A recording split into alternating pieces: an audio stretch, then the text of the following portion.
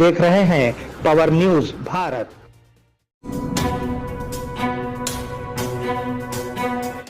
नाजरीन आदाब व इस्तकबाल, पावर न्यूज भारत से मैं आमिर जमाल। चलिए नजर डालते हैं 30 सितंबर 2024 की अहम सुर्खियों पर। अमित शाह ने खरगे के तबसरों का जवाब दिया। 1:3 की बुनियाद पर सर्टिफिकेट्स की तस्दीक होगी, सीएम रेवंत रेड्डी। हाइड्रा यूं ही आगे बढ़े तो हमें ठहरना चाहिए, हाईकोर्ट। हाईकोर्ट का शुक्रिया साबिका वजीर केटीआर। सीएम ने कर्ज माफी को मजाक बना दिया, निजामाबाद एमपी अरविंद। नाजरीन अब खबरों की तफसील। अमित शाह ने खरगे के तबसरों का जवाब दिया। मरकजी वजीर अमित शाह ने कांग्रेस सदर खरगे के तबसरों का जवाब दिया है कि जब तक वजीर आजम मोदी को बरतरफ नहीं किया जाता वो नहीं मरेंगे। उन्होंने कहा कि खरगे के तबसरे कांग्रेस और उस पार्टी के लीडरों की वजीर आजम के तय नफरत और खौफ की अक्कासी करते हैं। खरगे ने दावा किया कि मोदी को गैर जरूरी तौर पर उनके जाती और सेहत के मामलात में घसीटा गया। उन्होंने कहा कि खरगे ने इस किस्म के तबसरों के मामले में कांग्रेस में सबको पीछे छोड़ दिया है। 1:3 की बुनियाद पर सर्टिफिकेट्स की तस्दीक होगी, वजीर आला रेवंत रेड्डी। वजीर आला रेवंत रेड्डी ने कहा कि डीएससी तकर्रुरात अगले 10 दिनों में मुकम्मल हो जाएंगे। उन्होंने कहा कि 1:3 की बुनियाद पर सर्टिफिकेट्स की तस्दीक होगी और दशहरे से कबल एलबी स्टेडियम में तकर्रुरी के दस्तावेजात फराहम किए जाएंगे। उन्होंने तनकीद करते हुए कहा कि पिछली हुकूमत ने 10 सालों में 7,000 असातिज़ा की पोस्टों का एक ही नोटिफिकेशन जारी किया था। रेवंत रेड्डी ने वजाहत की कि उनकी हुकूमत ने 65 दिनों के अंदर 11,062 असातिज़ा की तकर्रुरी की है। ఎంత పేదవాడైనా దసరా పండుగను చాలా సంతోషంగా జరుపుకోవడం తెలంగాణ సాంప్రదాయం. ఆ దసరా పండుగ లోపలనే 9 అక్టోబర్ 2024 నాడు ఈ సర్టిఫికెట్ల వెరిఫికేషన్లు పూర్తి చేసి ఎల్బీ స్టేడియంలో ఈ 11,062 మంది టీచర్ల నియామక పత్రాలు వాళ్ళకు అందించడం ద్వారా రాబోయే దసరా పండుగ వాళ్ళ కుటుంబాలలో సంతోషాన్ని, పండుగ వాతావరణాన్ని తీసుకురావాలని చెప్పి మా ప్రభుత్వం భావిస్తుంది। हाइड्रा यूं ही आगे बढ़े तो हमें ठहरना चाहिए, हाईकोर्ट। सरकारी असासों की हिफाजत के नाम पर मासूम लोगों को नुकसान पहुंचाने पर हाईकोर्ट ने हाइड्रा पर बरहमी का इजहार किया है। रंगनाथ ने अदालत को बताया कि अमीनपुर तहसीलदार की दरख्वास्त के मुताबिक मशीनें और अहलकार फराहम किए गए थे। क्या तहसीलदार चार मीनार को गिराने के लिए मिशनरी और अमला देगा? उसने पूछा। अदालत ने खबरदार किया है कि अगर हाइड्रा इस तरह आगे बढ़ी तो उसे रहना पड़ेगा। हाईकोर्ट का शुक्रिया साबिका वजीर केटीआर। साबिका वजीर केटीआर ने कहा कि हाइड्रा कमिश्नर की सरजनिश करने पर वो हाईकोर्ट के शुक्रगुजार हैं। हाईकोर्ट ने कहा कि मिसमारी को कानूनी तौर पर रोका जाए, लेकिन अगर ये अपनी मर्जी से की गई हैं तो उन्हें रहना पड़ेगा। बिल्डोजर रियासत और हाइड्रा कमिश्नर की सरजनिश करने पर रियासत के गरीबों की जानिब से हाईकोर्ट का तहे दिल से शुक्रिया। हमारा बीआरएस लीगल सेल उनके साथ खड़ा है।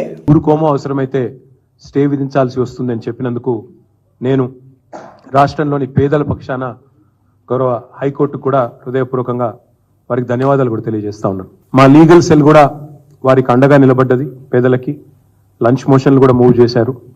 వారికి కూడా హృదయపూర్వకంగా నేను ధన్యవాదాలు తెలియజేస్తాను. सीएम ने कर्ज माफी को मजाक बना दिया।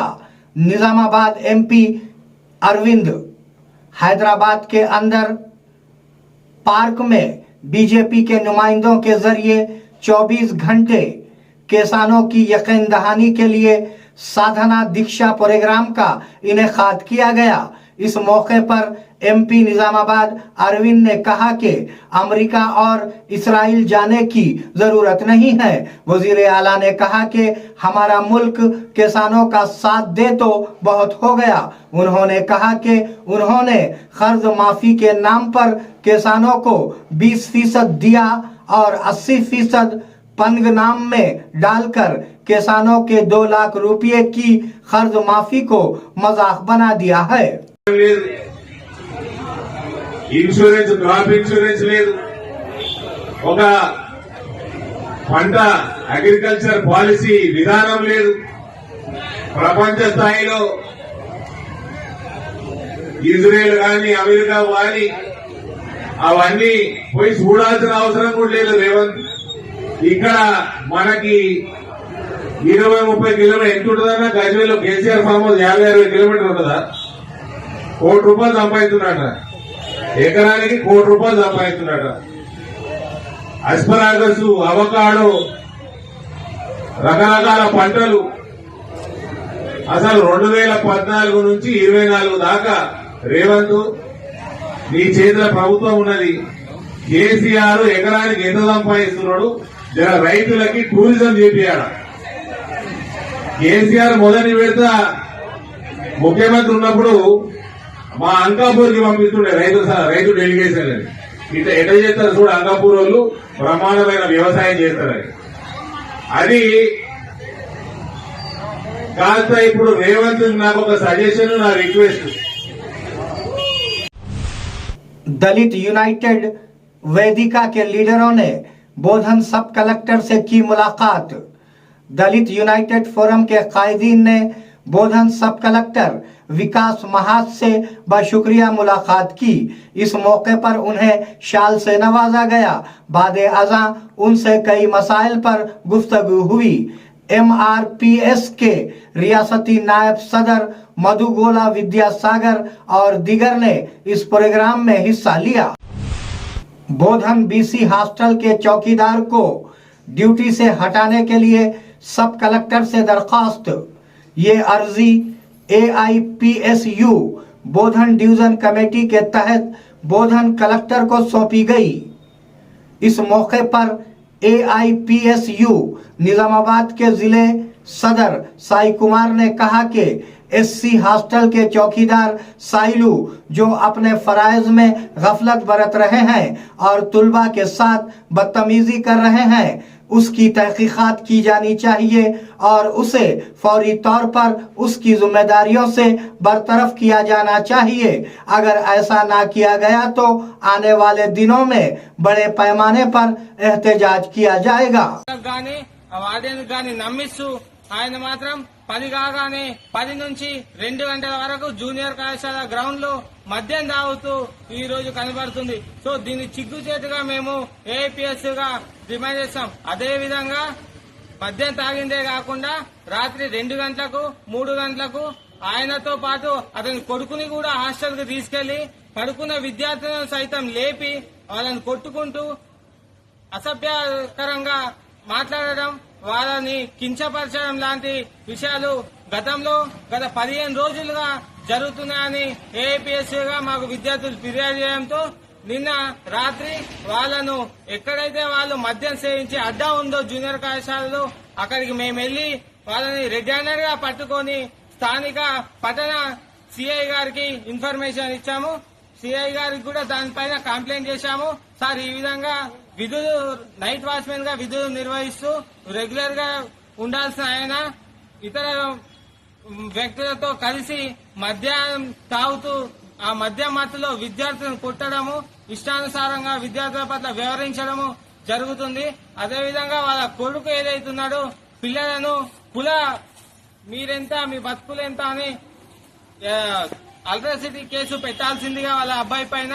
రెండోది ఆయన విధులను సక్రమంగా నిర్వహించకపోవడమే కాకుండా ఎవరికి చెప్పుకుంటావో చెప్పుకపో, నీ ఇష్టము నా ఇష్టం అని అనే విధంగా వ్యవహరిస్తాను.